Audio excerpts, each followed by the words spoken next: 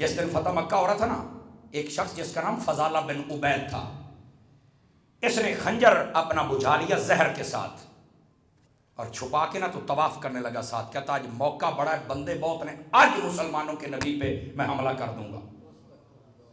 اب جب آقا علیہ السلام قریب آئے نا، دیکھنے والے تو قیامت کی نظر رکھتے ہیں، اب جب قریب آئے نا فرمایا فضالہ بات سن۔ اب یہ بات کی ڈر گیا، ہوئی کہ بنیا جناب مجھے کیوں بلائے؟ آقا علیہ السلام نے فرمایا کیا کر رہا ہے؟ کہتا جی میں طواف ہی کردا پیا۔ آپ نے اچھا، قریب آیا، آپ نے سینے پہ یوں ہاتھ مارا اور آپ آگے اپنے چکر کے چلے گئے۔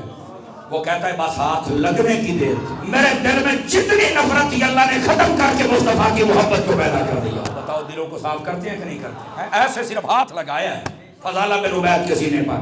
تو کہتا اگلے چکر پہ جب آقا علیہ السلام آئے نا تو میں نے اس وقت کلمہ پڑھا، فرمایا ہوں دس کی سوچنا پیا سی، فرمایا یہ خنجر تھا، میں تو آپ کو قتل کرنا چاہتا تھا لیکن آپ نے ہاتھ لگایا۔ کائنات میں سب سے زیادہ محبوب اب آپ ہیں۔